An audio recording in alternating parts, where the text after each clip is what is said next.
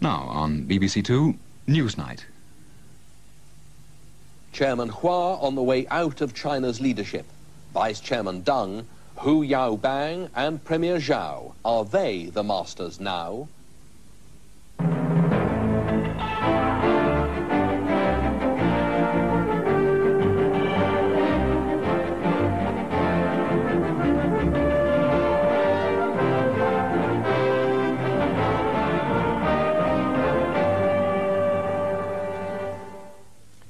Good evening. China may be on the verge of another political upheaval.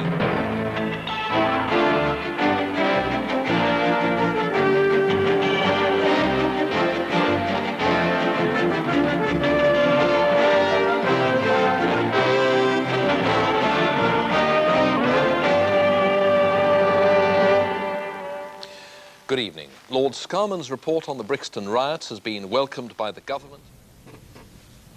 You're watching BBC Two. Now, Thursday's edition of Newsnight.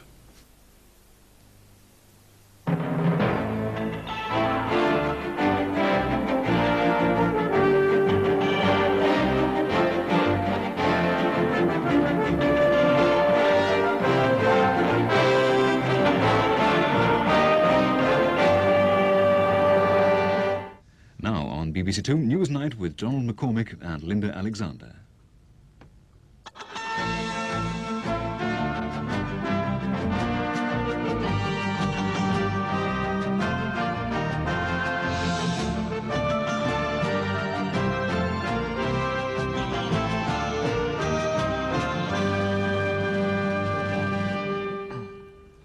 Good evening. A serious political crisis gathers in Zimbabwe. This is BBC Two. Now, Newsnight. No deal, no summit. And it's Star Wars that still stands between them.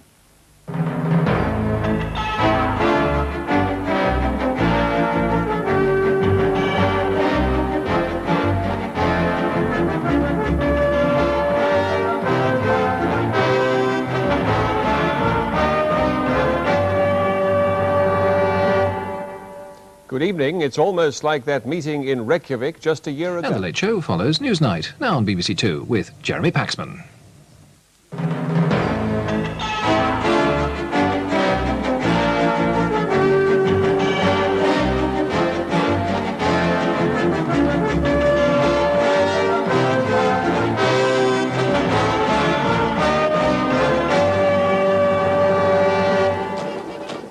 First visit by a British Defence Secretary to Moscow since Joseph Stalin was an ally. As the post-war old alliances begin to crumble, what future is there for NATO? Good evening. As Tom King talks to the Russians, his cabinet colleague, the Foreign Secretary Douglas Hurd, insists that NATO is still essential to European security. And instead, now on BBC Two, a specially extended Newsnight. In a few minutes' time, the Commons will deliver its verdict on the Scott report. After a highly charged debate, will tonight's vote save the government or send it spinning towards an election?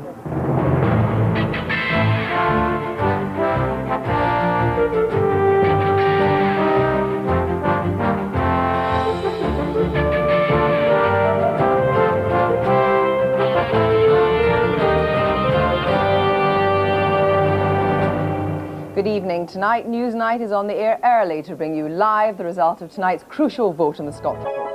Now on BBC Two, it's Newsnight.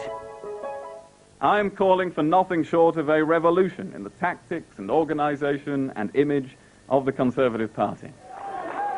The Tories have chosen the young man in a hurry. Will his revolution change the Conservative Party forever?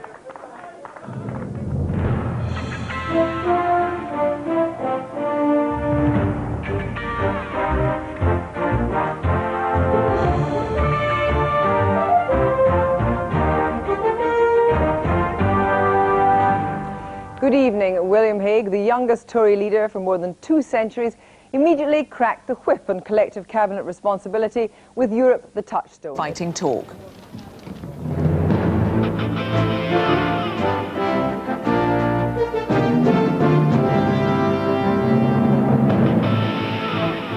Good evening. Soon we'll know the result of the most hotly contested by-election since Labour came to power. We're there as the politicians' pulses start racing.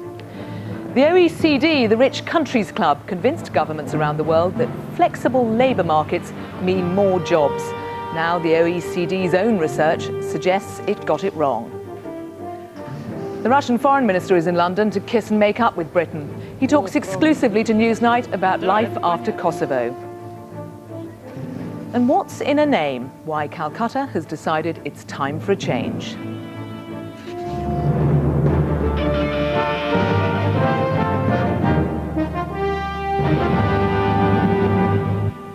Edisbury should have been an entirely safe seat for the Tories.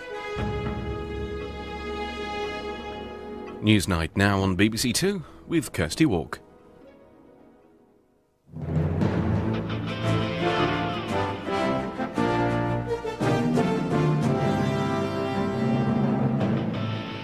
Tonight, the practice of diplomacy is sometimes a dark art. While George Bush offered Tony Blair more breathing space to fight for the second resolution, the British laid into the French, accusing them of injecting poison into the diplomatic bloodstream. Then the French countered, saying they want a consensus on the Security Council. So is President Chirac saying no to war or not. A Newsnight investigation shows NASA Control knew the space shuttle could be in serious trouble. Should they have tried to send a rescue mission? Plus, the Prince and the Fall Guy. Has the Peat Report revealed something rotten in the House of Windsor?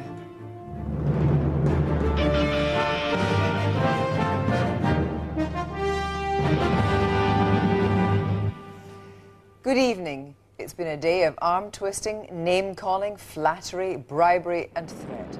Who really started the war between Georgia and Russia? An exclusive investigation.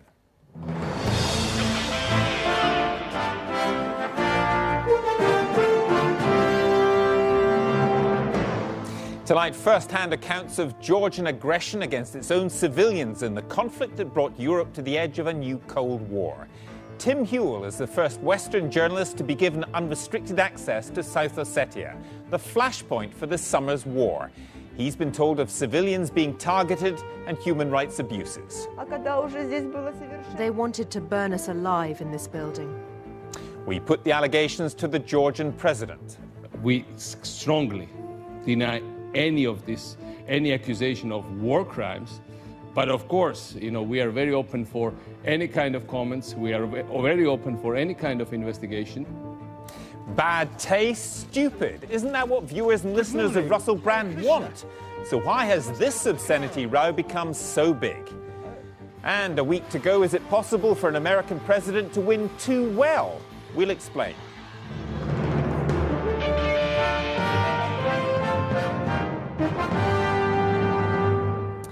Good evening. We have a disturbing report from the flashpoint of this summer's war between Georgia and Russia, which led to talk of the revival of the Cold War.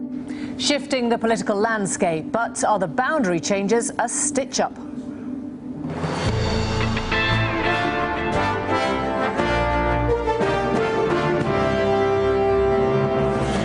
Tonight, an exclusive study for Newsnight shows who stands to benefit from changes to the electoral system.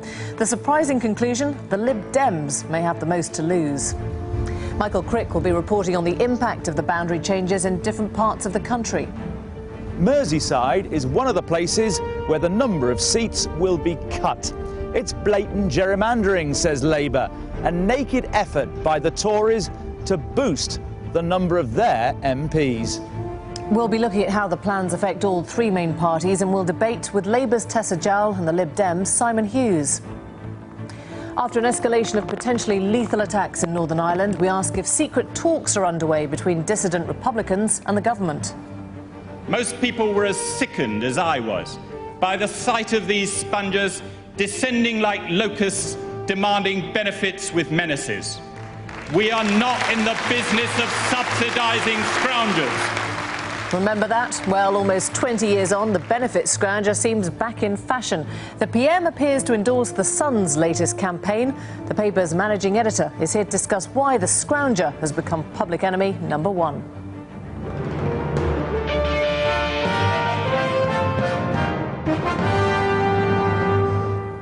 Hello, good evening. An independent study for Newsnight suggests that the Liberal Democrats could be the party to suffer most under boundary changes proposed for the next general election. Supreme Court judge, American Liberal hope, and now icon of popular culture. We have an extraordinary, rare interview with Ruth Bader Ginsburg on the future of America. The true symbol of the United States is not the bald eagle, it is the pendulum. And when the pendulum swings too far in one direction, it will go back. Also tonight, as the polls close in two critical by-elections, we're live at both counts with a political ear to the ground. As the US Secretary of State meets his Mexican counterpart, we're in the border town of Nogales, where they've had a security wall for decades. Has it worked? It's a phenomenon that's not going to stop. No wall, no matter how beautiful and how big or how expensive, is going to stop people that are desperate, people that are needy, and people that are poor. And when you're sick of minding your language. You're not free to express your opinion, you know, because you're a racist, you're a bigot, you're homophobic, or depending on whatever the topic is, you're no longer allowed to have an opinion. Has the rise of political correctness unleashed the populist wave?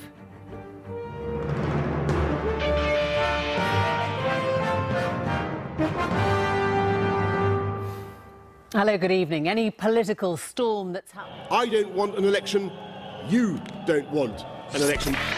So why is everyone now talking about an election?